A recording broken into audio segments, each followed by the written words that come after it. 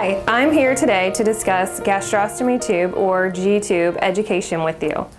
A G-tube is a silicone tube that's placed in your child's abdomen through a hole in the stomach made by the doctor. Your child probably has a G-tube because they are unable to eat enough food by mouth to supply a good amount of calories for their body to grow at a normal rate. There are many different types of G-tubes. Our clinic chooses to only use buttons. A button is a small tube that lies close to your child's skin on the outside and has a removable extension tube that's used for feeding, administering medications, and venting or burping your child. So we'll review how to take care of your child's G-tube and the skin around it, common problems, how to feed and administer medications through the tube, how to vent or burp your child through the G-tube, and what to do if the tube comes out. So are you ready to get started? Let's go. So this is the Bard low profile non-balloon device. By low profile, I mean it sits close to your child's skin on the outside. Non-balloon meaning it's held into place by a stump or mushroom piece. It does have a removable extension tube that's used for feeding and administering medications.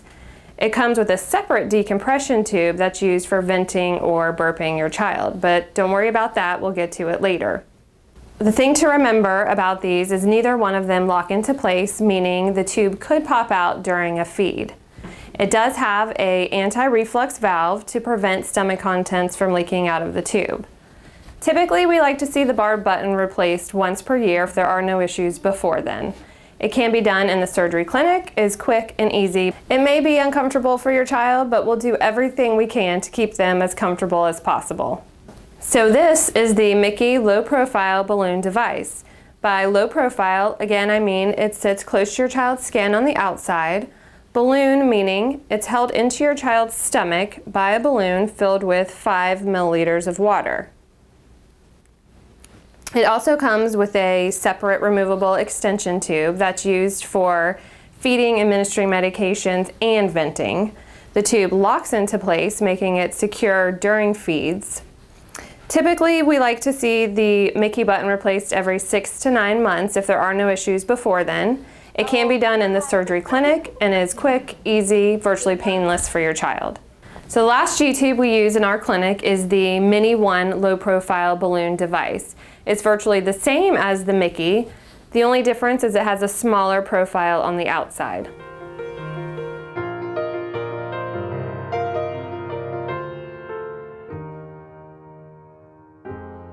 The most common questions I get in regards to G-tubes are how to take care of the skin around it. It's important to keep the skin clean and dry and to look for signs of redness and irritation after each feeding. Your routine should be simple, and the less products you use, the better. What I like to do is take 3 cotton swabs with plain soap and water. You'll start by dipping the first cotton swab in the soap and water. Start underneath the G-tube, all the way around, and work your way out. The second swab dipped in plain water. With the same motion, start underneath the G-tube all the way around and work your way out. And the third swab is a dry one. Same motion. Start underneath the G-tube and work your way out. It's important to turn the G-tube a half turn after each feeding to prevent it from indenting into the skin and causing redness and irritation. Even though you've kept your child's G-tube nice and clean and dry, there are some common problems that can occur. Sometimes we don't have an answer for it. The most common problems are drainage and granulation tissue.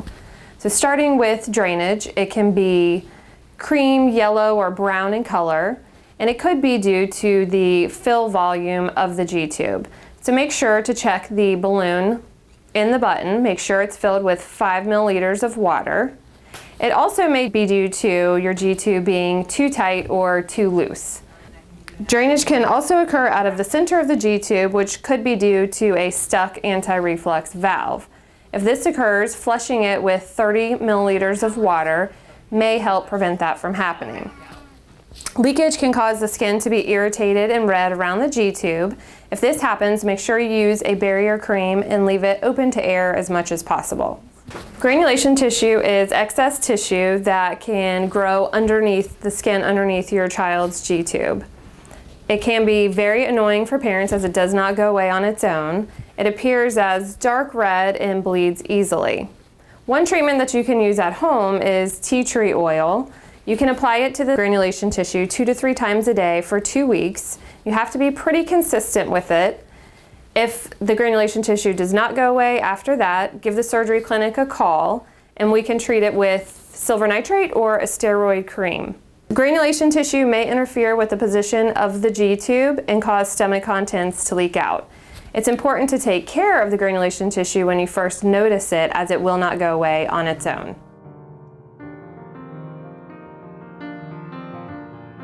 There are 2 ways to feed through a G-tube. The first being continuous feeding, which is over several hours or all the time. The second being bolus feedings, which is a shorter feeding, typically over 20 to 30 minutes. Both are easy to do, and your child's nutrition doctor will set up their feeding schedule before they leave the hospital. Any questions in regards to feedings, you'll contact the gastroenterology nutrition department. If your child has a Mickey button, it comes with 2 different types of tubes in the kit. The first one is a longer, skinnier tube that can be used for continuous feedings. And the second is a shorter, fatter tube that can be used for bolus feedings. In order to feed through the Mickey button, you'll open the flap on the G-tube, line up the 2 black markings, one on the button and the one on the tubing, push it in, turn your tubing clockwise, and you'll notice it locks into place.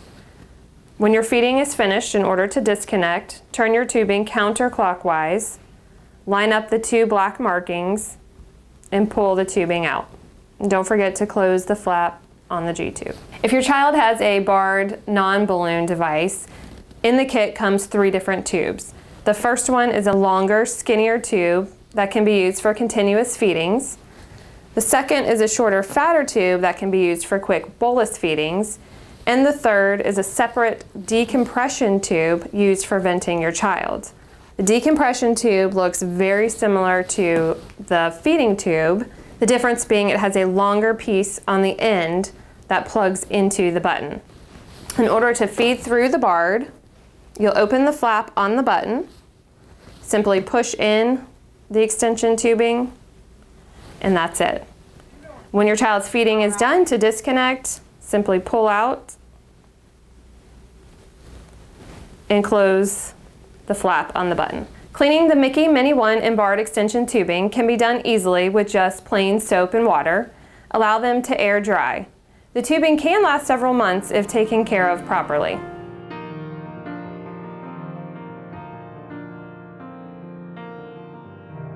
Giving medication through your child's G-tube is fairly simple, but there's a few things you should know. Most liquid medication can be given through the G-tube, but must be flushed with 5 milliliters of water after. You should never give medication and food together. Always give them separately and make sure that you flush with 5 milliliters of water after. So I'm going to show you really quick how to give medication through the G-tube. You'll open the flap on the button, insert your extension set, turn clockwise. On the Mickeys and Mini 1, there's a separate medication port on the side. Give your medication, clamp the tube,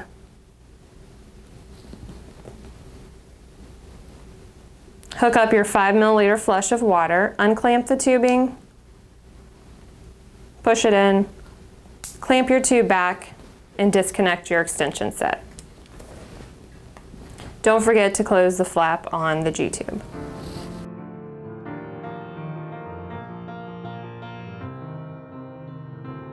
Just like burping a baby, you'll need to burp or vent your child's G-tube. This will help to release the air out of the stomach, making your child feel less bloated. If your child has had a Nissen, they are unable to burp on their own and will need to be vented after each feed.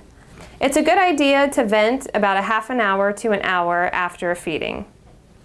The Mickey button, it's simple. You'll use the same extension tube you used for the feeding. Undo the flap on the button, reinsert your feeding extension tube, place a syringe without the plunger into the feeding port, unclamp, hold for a few minutes or until you hear air release. Once you're done, disconnect and close the flap on the button. For the barred button, don't forget that there is a separate decompression tube that you'll need to use. It's the one with the longer end that you actually insert into the button.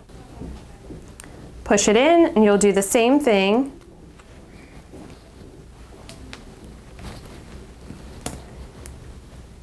Insert a syringe without the plunger into the tubing.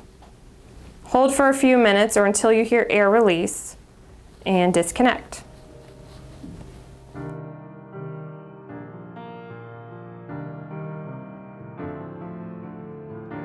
Parents tell me all the time that one of the scariest moments that has happened to their child with the G-tube is when they have walked into their room and they notice that the G-tube is out laying in the bed, or when the school calls and says that the G-tube has accidentally been pulled out.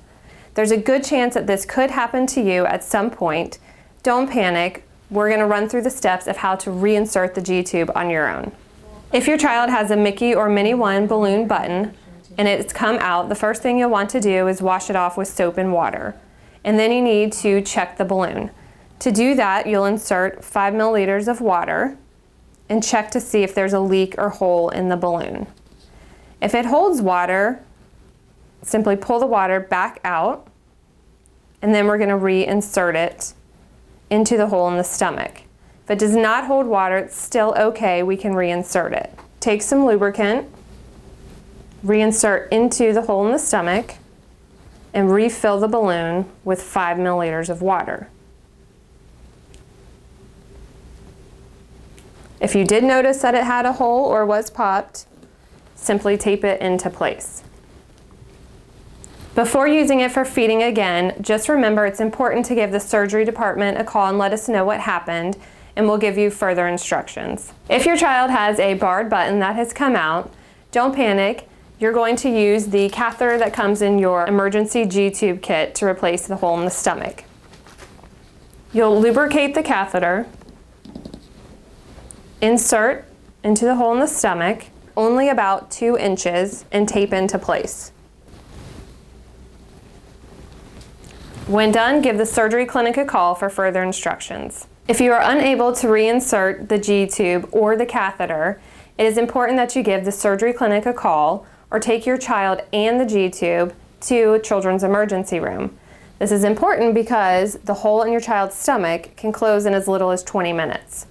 We've reviewed a lot of information, but there's just a few more things that you should know. As your child grows and their weight fluctuates, their G-tube may need to be longer. If your child's tube is too snug or too loose, give the surgery clinic a call and schedule for a G-tube change. It's an exciting time when your child's nutrition doctor tells you that they no longer need their G-tube because they're able to take enough food by mouth. After the tube is removed, the hole should close on its own. We recommend that you use a barrier cream and bandage for the first 48 hours. If you notice after 4 to 6 weeks that the hole has not closed, it may need to be done surgically. I hope you are feeling more comfortable taking care of your child's G-tube. The sooner and more often you participate in their care and feedings, the more confident you will be. Good luck, I know you can do this.